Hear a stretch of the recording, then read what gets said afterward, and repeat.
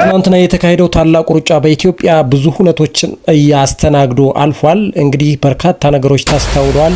እንግዲህ ከተስተናገዱ በርካታ ሁነቶች መካከል ደግሞ አዶናይ ቲክቶከር አዶናይና ፍናን ህድሩ ይጠቀሳሉ።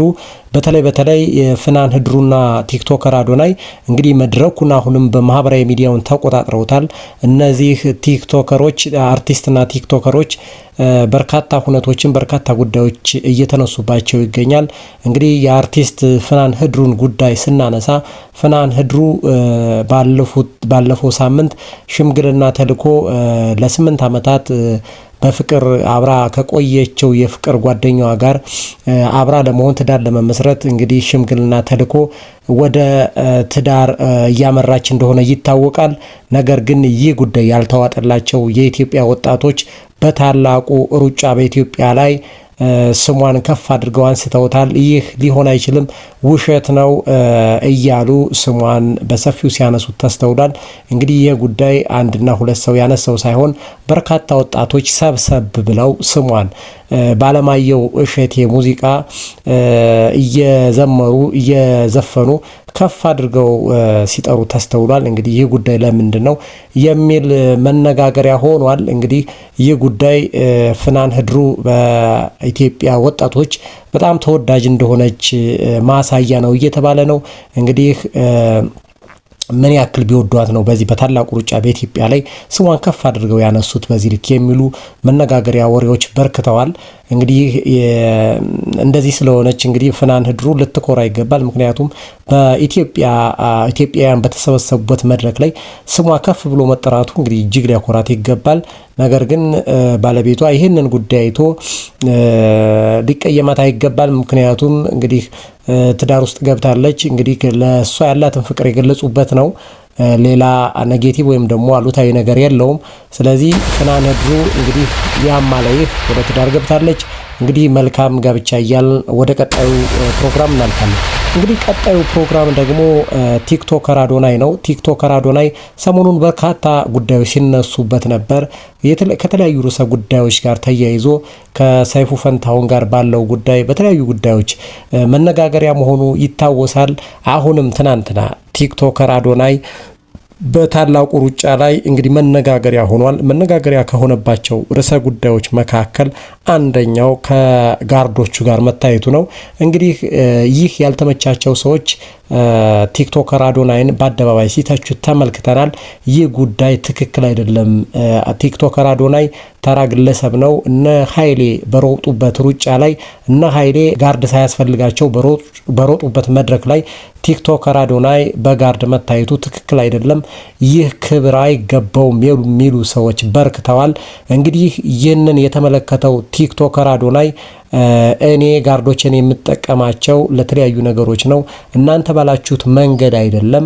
ስለዚህ እናንተ የተረዳችሁት እና እኔ ያደረኩት የተለያየ ነው በሚል መልስ ሰጥቷል። እንግዲህ ይሄንን መልስ ተከታትለን እንመለሳለን።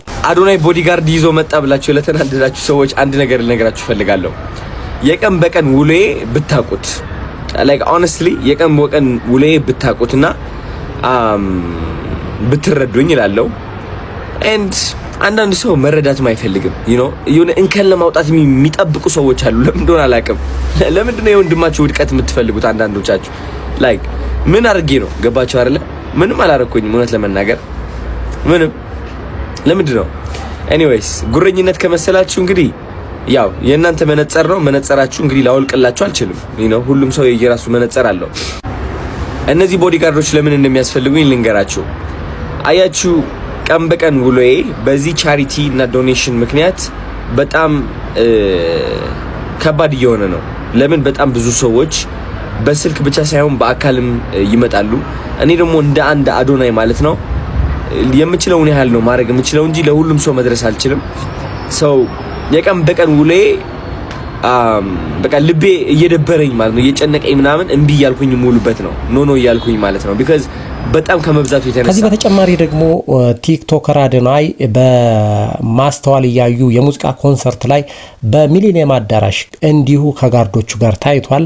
ጋርዶቹም እንግዲህ አብረውት ከባለቤቱ ወይም ደግሞ ከጮኛው ጃኒ ጋር አብረው ሲንቀሳቀሱ ተመልክተዋል። ይህንን ያዩ ሰዎች እንደገና በመስቀል አደባባይ የደገመውን ጉዳይ አዶናይ አሁንም በሚሊኒየም አዳራሽ ከጃኒ ጋር በመሆን በጋርድ ሲጠበቅ ወደ ሙዚቃ ኮንሰርቱ በጋርድ ሲገባ ተመልክተናል። ይህ ያልተመቻቸው ሰዎች በርካታ ትችትና አስተያየታቸውን እየሰጡ ነው። እንግዲህ አዶናይ ምንም አይነት ትችትና አስተያየት ቢመጣም እኔ ከማድረገው ነገር ንቅንቅ የሚያደርገኝ አንድም አካል የለም በሚል መልስ መስጠቱ በፊትም ይታወቃል። አሁንም ይህን ጉዳይ ደግሞ እናንተ በመድገም እናንተ ልትረዱኝ ይገባል። እኔ ያደረኩት እናንተ ባሰባችሁት መንገድ ሳይሆን እናንተ አሁንም እኔ የማደርገው ነገር እየተረዳችሁኝ አይደለም በሚል መልስ ሰጥቷል። እንግዲህ ቲክቶከር አዶናይ የተለያዩ ነገሮችን የተለያዩ ድሎችን እየተጠቀመ ይገኛል። ፊልም ለመስራት ጥረት እያደረገ ነው። እንግዲህ ከሄኖክ ወንድሙ ጋራ ፊልም ለመስራት ሄኖክ ወንድሙ እንግዲህ ፈረጃ የሚል ፊልም እየሰራ እንደሆነ ይታወቃል። በዚህ ፊልም ላይ መሳተፍ ፈልጋለሁ የሚል ጥያቄ ማቅረቡን ተከትሎ አዶናይ እንግዲህ ፈረጃም ይሄን ጉዳይ ተመልክቶ ያስተላለፈው መልእክት አይቶ ለኔ ያለው ፍቅር በጣም ይገርማል። የፈረጃ የመጨረሻ ቀረጻዬን ሰኞ ጠዋት አደርጋለሁ። እጅግ በጣም የምወደው ሲን ነው። እስኪ አዶኒስ ይስራው አይስራው የምትሉ እንመካከርበት። እወዳቸዋለሁ። በዚህ ፊልም ላይ መሳተፍ ትችላለህ። ይህ የማደርገው ቀረጻ የመጨረሻው ነው። ስለዚህ በመጨረሻው ቀረጻ ላይ አዶናይ ተገኝተህ ቀረጻ ብታደርግ ደስ ይለኛል፣ እኔም ውስጤ ነው ስሜቴ ነው የሚለው ሄኖክ ወንድሙ። እንግዲህ ሄኖክ ወንድሙ እንደሚታወቀው የጨርቆስ ልጅ ነው። የጨርቆስ ልጆች ደግሞ በእንደዚህ አይነት ነገር አይታሙም። እንግዲህ እሱም ፈቅዶለት ደስ የሚለውን ነገር እንዲያደርግ ፈቅዶለታል ሄኖክ ወንድሙ። እንግዲህ ሄኖክ ወንድሙና አዶናይ ቲክቶከር አዶናይ ተገናኝተው ትናንትና የመጨረሻውን ቀረጻ አካሂደዋል። እንግዲህ ቲክቶከር አዶናይን በቲክቶክና በእርዳታ ስራዎቹ ብቻ ሳይሆን በቀጣይ የምንመለከተው በፊልም ስራ ፈረጃ በሚለው የሄኖክ ወንድሙ የፊልም ስራ ላይም እንደምናየው እንግዲህ ፍንጮች ታይተዋል። ቀረጻ ሲያካሂድ በአደባባይ ተመልክተናል። እንግዲህ ምርጥ የፊልም ስራ ይሰራል ብለን እናስባለን።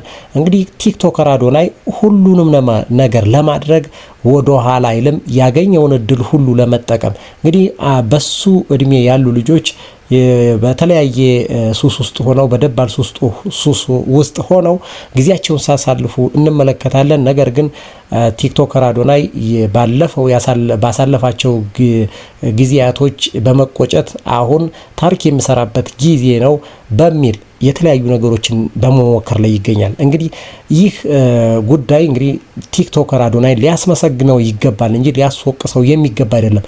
እንግዲህ እንደሚታወቀው በርካታ ሰዎች ዘመን አልፎ ዘመን ሲመጣ የሚጠሩ ሰዎች አሉ። ለምሳሌ የዘጠናዎቹን ዘመን ስናስብ እንግዲህ እነ ቴዲ አፍሮን እነ ማዲንጎ አፈወርቅን እነ ታደለ ሮባን እናስታውሳለን። በዘጠናዎቹ የዘመኑ ወይም ደግሞ ስማቸው ከፍ ብሎ የተነሱ ሰዎች ናቸው እነዚህ። አሁንም በሚሊኒየም ከዚያ ቀጥሎ ደግሞ ሚሊኒየሙ ላይ ከስማቸው ከፍ ብሎ የተነሱ ግለሰቦችና የጥበብ ሰዎች ነበሩ።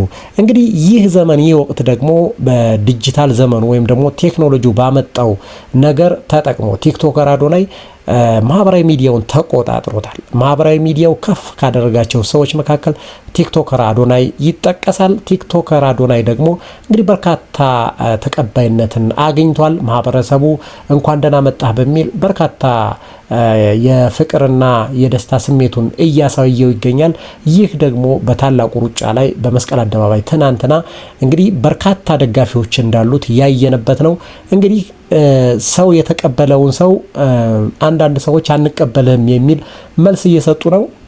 ይህም ማድረግ አይቻልም። ምክንያቱም እንግዲህ በርካቶች ተመችቶናል በሚል ስሜት ከተቀበሉት ምንም ማድረግ አይቻል። እናንተም አብራችሁ ከመቀበል ውጭ ሌላ እድል ስለሌላችሁ ቲክቶከር አዶናይን ተቀብላችሁ ሰግጥ ፈምስ የሚለውን ጽንሰ ሀሳብ በመያዝ እንግዲህ እናንተም ሀሳባችሁን አላማችሁን እንድታሳኩ እያልኩኝ ቲክቶከር አዶናይ አሁንም ተጽዕኖ ፈጣሪነቱን እንደቀጠለ ነው። ቲክቶከር በተለያዩ የስራዎች ላይ እያየነው እየተገለጠ ነው።